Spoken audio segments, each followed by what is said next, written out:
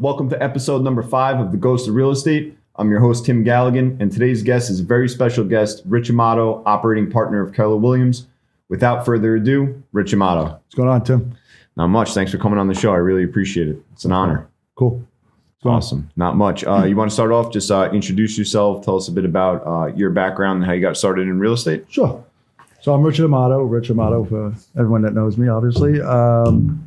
Started out, how far back do you want me to go? Was it baby or you want me to keep going? Yeah, child. I went to school, played ice hockey with All Hallows, graduated, went to John Jay College, moved on, became a New York City detective.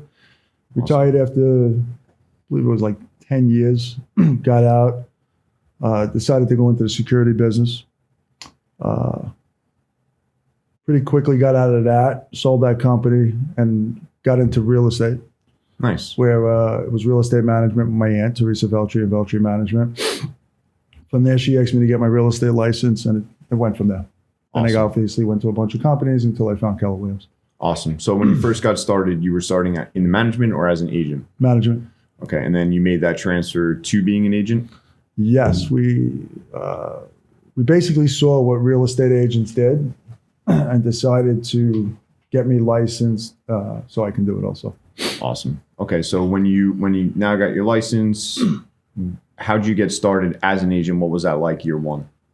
Well, so I ended up getting licensed, and I went to a company called America's Bravest. Okay. That was year one. My first day there, it was an interesting day. It was a small office, beautiful place. Love all the people that were there. First day there, my first question I asked was, "What do you guys do here?" The answer I got was smoke cigarettes, drink coffee, and wait for business to come in. And yeah, it's crazy, right? And my answer was, "Oh shit, I'm in the wrong business. This is not me. I'm such an active guy." So I said to them, "We're surrounded by co-ops here. Where can I get a list of expired or houses that are on the market, co-ops that are on the market?" And they said, "Go to the management office." So I went, got a list, started hitting the phones. My first thing was I thought lead gen would be the most important thing to do. Again, I wasn't taught when I got into the business, not like today. When I got in, nobody taught you. You were just thrown in and you did what you had to do. So I got thrown into the mix. My first call was, I think her name was Kathy. I'm not 100% sure what her name was. Made my first call, gave the script. "Hi, this is Rich from America's Bravest. I see your apartment's for sale. Do you still want to sell it?" Response was priceless. She said, "You must be a regular Albert Einstein." And she said, "Yes, it's on the market. That's why it's on the list." And I said, "You must be a great effing salesperson. That's why it's still on the market." She said, "Touche." I ended up walking. She invited me over to her house on my first call. Went there, sat down, bought actually a 6-pack of beer. That's how the business was back then. Went into the place. We started talking. Hit it off. She asked me what percentage I charge. I honestly said to her at that time, "I don't know. It's my first day in the business." So her response was, "I'll give you 6%. So I said, "Great." Take the listing. Everything's going great. Walking back to my office, and one of the agents turned to me, I'm not going to mention names, and said, "That's my listing because I was first up." Me being me, I'm not a confrontational guy. You know this. Whatever. I went back and I started hitting the phones again. Next call I hit was a gentleman. His name was Robert Scotty. I still know he was a fireman. Great guy. Hit the phones. It was my second call, and he said to me, "I'm not going to list my place. Don't need to list it. I just want to check it out." I went over there. We started talking. Hit it off. He told me, I'll list with you, but it's going to be 3%. At that time, not knowing any better, I figured 3% is better than no percent. Ended up getting that listing. As I came back into the office, the other lady that was standing there goes, "That's great. You're next up because that one's mine." I looked at her and I said, "Yeah, that's not going to happen. Let's get the broker." Talk to the broker. You know, I was going to go to URA and all of that stuff. Ended up staying, but I was kind of disgusted in the business in my first year because of the fact that, I didn't like the way it was. It's just not my way. It wasn't my way of doing business. I come from contribution, helping people, always doing the right thing. I'm not saying they didn't. It was just what the business was like back then. And I decided, it's not the place for me. Didn't want to do it. sold those two places. I don't remember if they were double-ended, but I told you, I asked you this question. What do you think I made that year? My first day, I got 2 listings. I made, I think it was $22,000. Year one. Year one. So was, disgusted about going into work. Not that it was bad. It just, it just wasn't for me. I didn't like the business. So I go to my aunt's. It was around the end of the year. We're having an end of the year meeting, and she says to me, "What did you make?" I told her $22,000.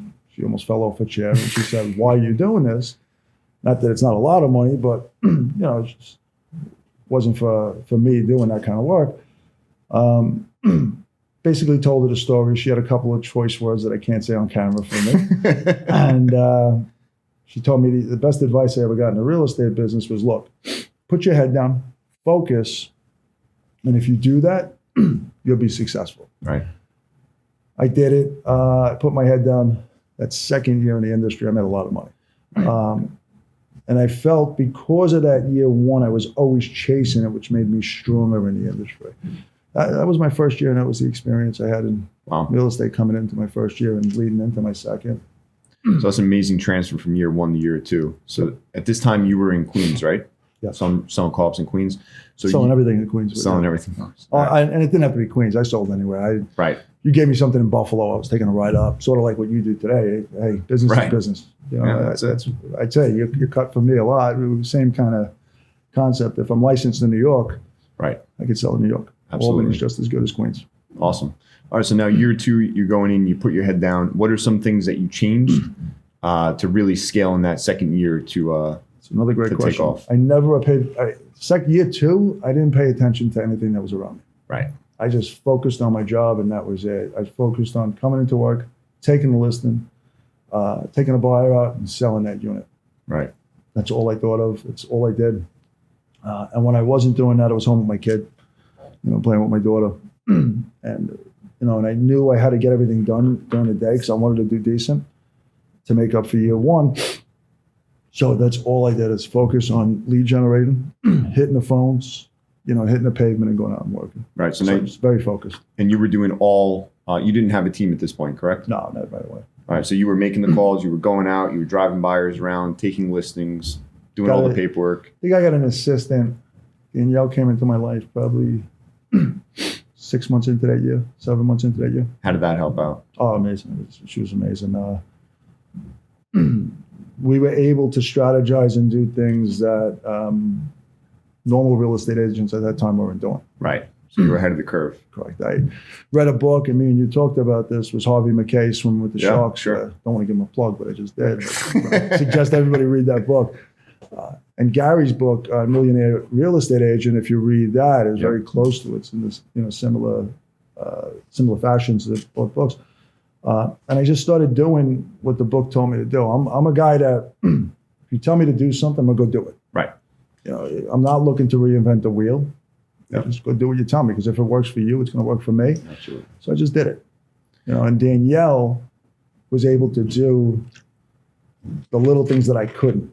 So that needed to get done. So talking to the clients, giving them, finding out information that's important, getting those relationships strong with the client and the customer, setting up restaurant appointments for us, paying for bills, making sure, clients were taken care of, because that's definitely not my forte. Right. And all the small stuff that makes a big difference. If you do the small things, the big thing, the success will come. Absolutely. So year two, you hit it, you take it off. Now, how does this transfer into the Amato team and Keller Williams?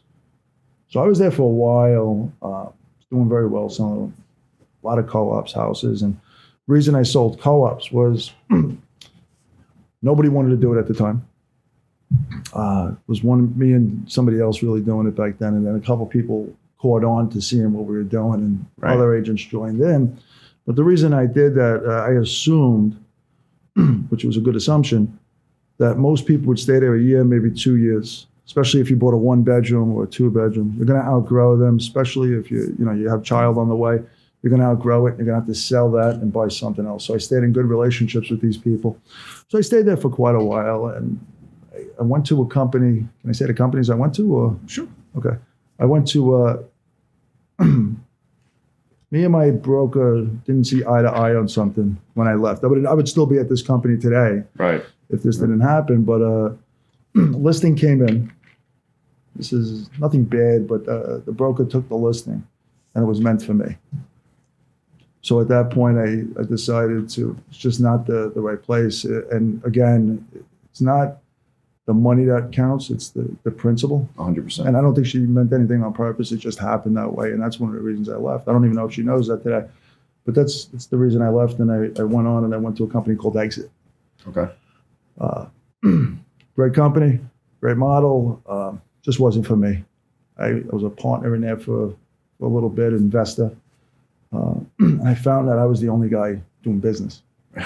So I was carrying it. And I figured, I was talking to Dave Legaz about Keller, and we were going back and forth. Didn't like things the way they were being run. And just said it wasn't for me, and I needed something a little bit more. Maybe ownership wasn't in my deck of cards. I basically just asked my partners to buy me out, and I joined Keller Williams. Awesome. So now you're in Keller Williams. You started there. Is this where the team came about? Yeah. Well, I'm sorry. The team started when I was with my first company. Got it. And that started out and grew. When I left and went to Keller, I'm sorry about this, we probably had 6 or 7 agents working with me and 1 or 2 assistants at the time. And we were doing a lot of business. Got it. And then were you acting as a operator? Were you still selling real estate yourself? What did that scale of the team look like? So back then, we didn't really know how to run a team. Right. Until I got to Keller, I learned how to run the team. But it was a bunch of young guys and young girls going out there and being aggressive and taking listings, taking buyers out, and basically following my lead. Right. So I would take clients out still. I would still go get listings and do all the fun stuff. The assistant did all the legwork for all of us. And we grew that to a pretty successful business. When I came over to Keller is when I started learning about teams and how to really do it and breaking it down. And the cool thing I could say, every time I left an office, my team followed me. Yeah, that's great. Good leader. Yeah, I think so. I don't like calling myself that, but I think I always called myself a partner. Right. I never looked at myself as, and I still don't to this day. I'm not a boss. I'm not, I'm going to tell you what to do. I'm going to give you advice on how to do it. So I think we're all teammates. Awesome. And they followed me from part A to part B to C. And still to this day, I got 1 or 2 that would still join my team anytime I asked them to, if I wanted to do it that way. If I wanted to run a team again, right, I would do that. So now you're running the team. You're doing a great. Where does this mindset come from? Where does this drive come from? How do you think that developed within yourself? It's another good question. I think that probably came from 2 ways. From being a young guy playing hockey and being a sports guy, where I was taught from a very young age, be on time. Right. If you're 10 minutes early, you're 10 minutes late, basically, that type of mentality. Making sure you're in the right place at the right time. And, just that mentality. So I guess it comes from growing up playing hockey and sports, organized sports. That's where that came from. I think every child should be in some kind of organized sports. And back then, there was no participation trophies or anything like that. You either won or you lost. And that's important in life. I think learning how to lose is important.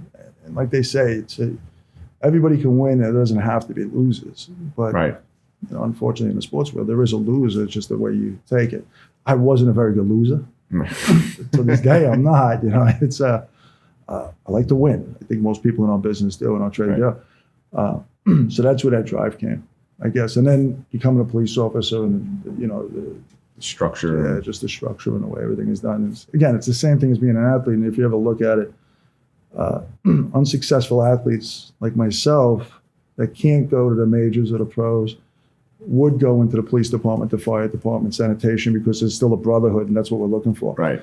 And that's, again, it goes Makes back to, and when you go into the beginning, like I said when I got into this business, and sort of like the private sector and more, structured towards corporate America, it just wasn't teamwork for me in the beginning. Right. And then when I found Keller, okay, it felt like a team. Right. So that's what I was looking for all those years. So now you're in Keller. And you have the team going, what would you say? I feel like from my experiences, even in such a short time, like there is a pivotable moment, right? When something happens that clicks the gear into next gear, clicks the business into next gear. What was that for you? that really took you to the next level? Really took this. It's going to make me look bad, but I won't forget the moment. I know exactly what it was. It was meeting my partner, Jeannie Linguera. And we were sitting there one day, and I was more of a transactional guy. Right. And she came into my office, and she said to me, you know, we were working a little bit together, and she said to me, looking up all those names. And I probably had at the time hundreds of listings, let's just say 100 listings on the board. It was a lot more than that. And they were all over the board. And Jeannie came up and she said, Rich, because I was a transactional guy, it was just, get the listing. That was my kill. That was my excitement. Once I got the listing, unfortunately, it just wasn't my world to service it. Right. And she said to me, half of those people look to hate you. And I said to her, how do they hate me if they don't even freaking know me? You have to love somebody to hate you. And she said, you were so good on the listing presentation and then let them down so badly. Right. I think the cool thing is I can see that. And you know what? She was right. Now, when Jeannie came on, did I make more money? No. Did I make less money? No. We balanced each other out. And I have a much better reputation because of her in the sales business. And it also freed me up to do things that I really enjoyed doing. Awesome. So she comes on board. Now you guys are at Keller Williams at this point? Keller Williams, yeah. She's never been anywhere else except for Keller. Awesome. What is the thing that you like most about Keller Williams? What attracted you to Keller Williams? Teamwork. The team, not the teamwork, the team, just the camaraderie of working together where if I had a question, I can go next door and talk to a Dave Lagaz, a Holly Park, or Luke Cardenas, and Ali Gambone, and Eddie Lee. Right. Maxine, Jeannie. I can go to anybody, Manuel Vargas, all these people, Alex Chung. I can go on and on and on with names of people and ask them for advice. And they would probably, just proudly give it to me. That's great. And you'd sit there and say, wow, so much different from when I first got into the business where smoke cigarettes, drink coffee and wait for business to come in. We were running a business, but looking as a team. It was the team won. It wasn't one individual. Now, of course, you had top producers, 1, 2, 3, 4, 5, 6. Obviously, it was rankings, but everybody worked together. Right. And I respected that, and I always loved it. And I still do to this day. Yeah. After or when you decided to give up the team, right? So you decided, hey, I'm not going to run a team anymore. I'm going to move into an OP operating partner. I didn't decide. Okay. It's an interesting story too. There was a little bit of, we were in Bayside Keller Williams, and we just hit a ceiling, and we couldn't grow our business anymore. So we decided to go to Keller Williams, Greater Nassau, in Garden City. We moved there, and it was a lot different than it was in Bayside. Okay, different people.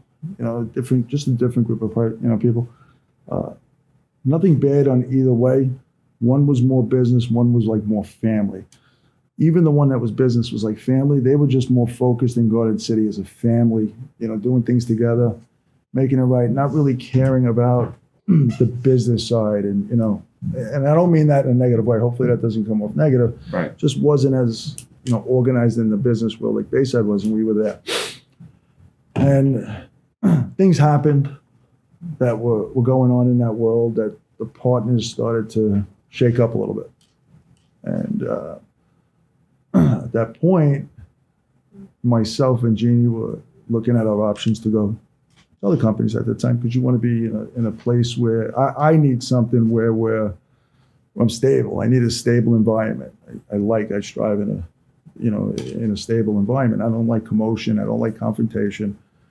But I want things that I can, grab and latch onto and grow my business. I don't want commotion. I don't like drama. Right. But there was a little of that going on. And at that time, I was being heavily recruited by a couple of places, our competition. And it was really probably 75% out the door. Maybe more. They offered me a nice position, ready to go. But there was something inside saying that it wasn't me. Somebody else, it might be great. I just like this structure at Keller. So I held on. And then somebody came in when there was a commotion going on, and they said, why don't Rich become the OP?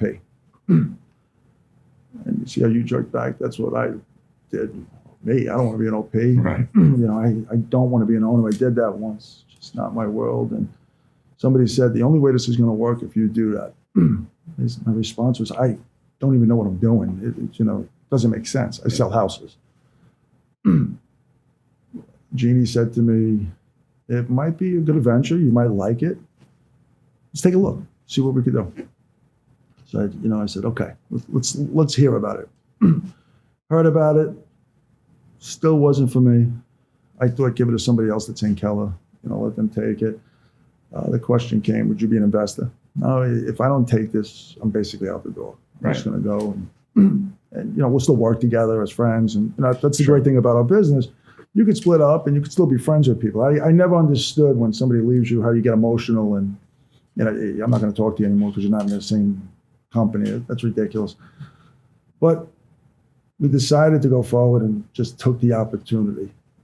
And at first I thought I was nuts because, again, I didn't know what I was doing. But one of the stipulations was that Linda Chen had to become my team leader. I don't know why, because she didn't know what she was doing either. Right.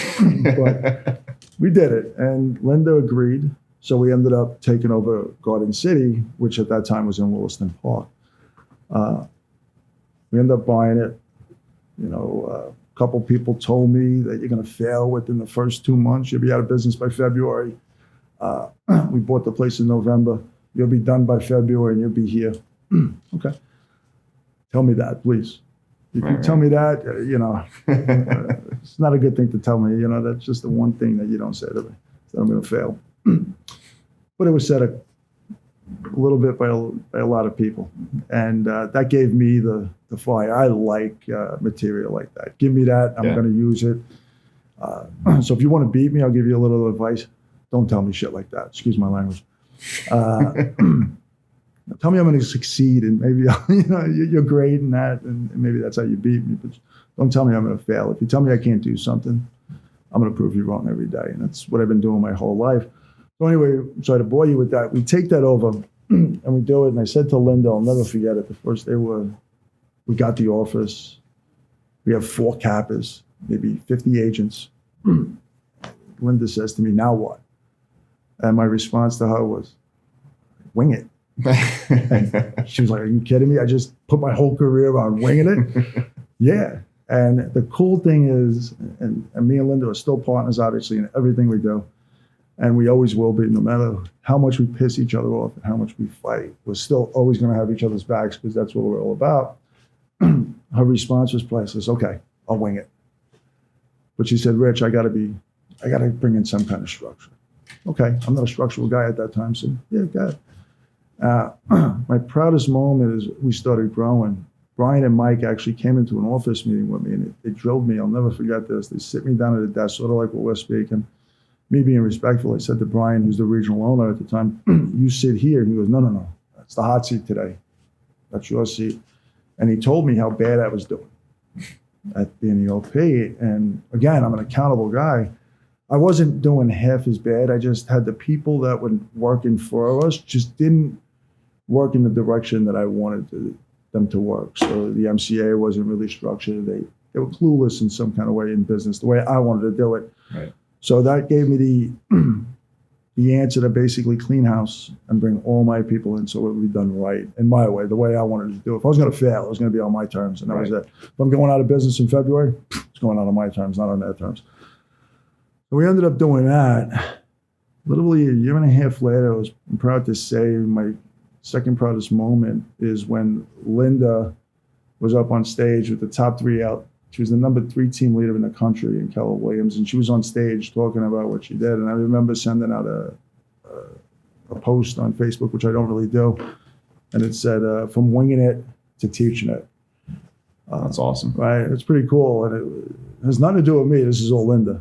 I could never have done what I've done without the people that are around me. I surround myself with really, really strong people, and then I treat them really well, because that's all I know how to do.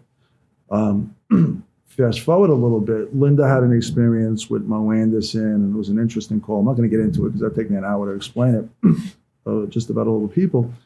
And she was asked basically to either step down or become the number one team leader in the country. And she chose option B, number one team leader in the country. My proudest moment was her walking across stage at family reunion with that trophy, with being a number one team leader in the country. And why am I bringing her up? She's so important in my life that we had a deal, and I think this is very important for businesses and groups and partners and teams, that if you say something, you have to do it. Right. You have to keep work, and nothing's ever been in writing. I don't have anything in writing with anybody, especially my main partners. We have operating agreements and stuff like that. Sure. But me and Linda, everything is word. Everything is, look, if it's not on the word, it's not solid. I want your word. And we were able to give that to each other, and she wanted to become an OP. So one of the things was she had to hit a certain amount of number. We had to hit a certain amount of numbers in profit and so on, and grow the office to a certain level. And I'm proud to say she did that within, I think it was 3 or 4 years. And I remember walking to her one day and saying, look, time for you to leave. I'm fired? No, you're getting the opportunity that you always wanted. And she was taken back by it. Yeah, that's what she said. Am I fired? No, you're not fired. You're going to become an OP. And she's now doing pretty well in running Franklin Square. That's awesome. So it's about, my world is about surrounding yourself with really good people like yourself, and then grow with those people and do it together as a team. So how many offices do you manage today? Right now, 4. Awesome. Okay, so Well, one's with Linda, obviously, right, at Franklin Square. and then the most recent one was the most recent one that you opened was which one? Combination New York City and Franklin Square. New York City, right? The New York City I just bought. Yeah, I bought that in June was our first transmittal. Awesome. And just proud to say one thing, we got the number one launch in Market Center, and we're only doing it 6 months. Really? Yeah. Congrats. That's Thank awesome. you. That's pretty cool. Again, you surround yourself with good people, and they do the work for you. Again, it has nothing to do with me. Congratulate Laura Brainer, Rebecca, Fanny, all of the people that did it, Mo Chin, and all the agents there. So what would you do that you would say that gains that base of people to surround yourself with? What is it that you give to them in return, or how do you attract that? Money. I think What do people see in you that they believe in? it's interesting. I'm looked at in 2 different ways. It's kind of interesting. People are afraid to approach me sometimes. I guess I have this, I don't know, demeanor about me that you can be intimidated. I don't know why, but some people are. Maybe because of the background, maybe because what I did, maybe because maybe the success. I don't know. And I don't even know. I don't even think I'm that successful, but maybe that's what it is. People just don't feel that certain people are approachable. I think what I do is the people that know me, I try to make everybody feel like family. Right. Not even try. I do make everyone feel like family. Look, I'm the type of guy that you do something wrong, I'm going to tell you did something wrong. We've talked. We had conversations, Brian.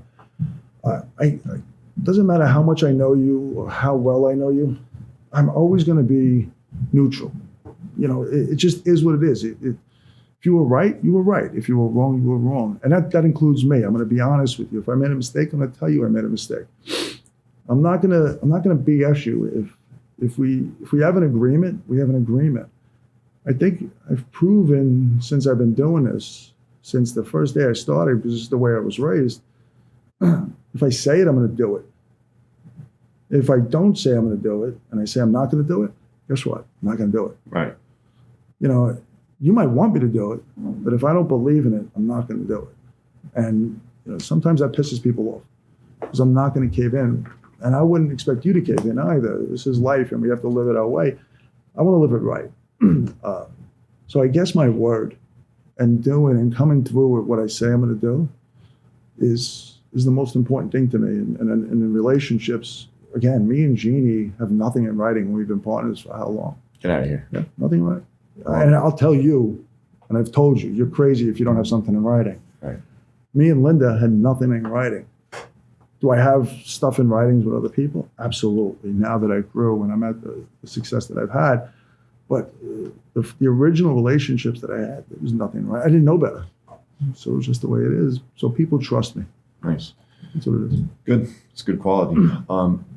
With the different marketing centers opening up, you have a lot of people, a lot of new agents entering. I see it from being out in the field myself. I see it from running the team. There's a ton of new agents.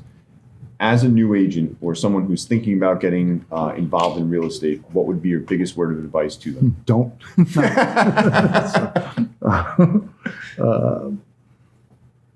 So it's a good question. Be yourself. You know, I heard this a lot being on the police department. You know, stand straight, stand tall, keep your head up, and, you know, basically never give up, never back down. It's one piece of advice I can give you. Lead gen. Right. Lead gen. Yeah, just keep doing it.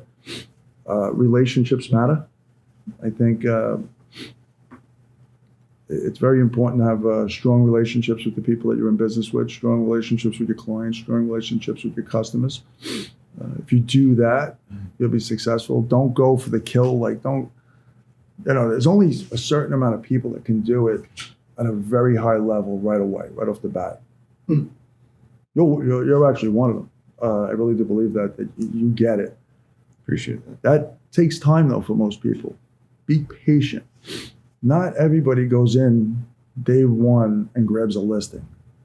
You know, like myself. Not everybody goes in and grabs 2 listings on day one. You had a day one. I don't know if you hit 2 listing appointments on your first day. I think you got me beat there. But you probably have me beat on your first year because I got discouraged too. So my best advice would be patient. Just let the business come to you, learn the business, and do it the way you want to do it, not the way you're being told to do it. Be legal, do everything the right way, right? But do it at your level. Don't try to overgrow too fast. If you do that, if you try to grow too fast, it's not going to work. I've broken down teams before. I've been at where I made mistakes, and it's costly. It hurts. Right. Having to do, a bad high is going to take a lot out of you. So be very patient with everything you do. Words of wisdom. Yeah.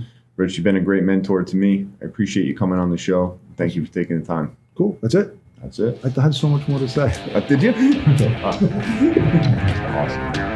That was great.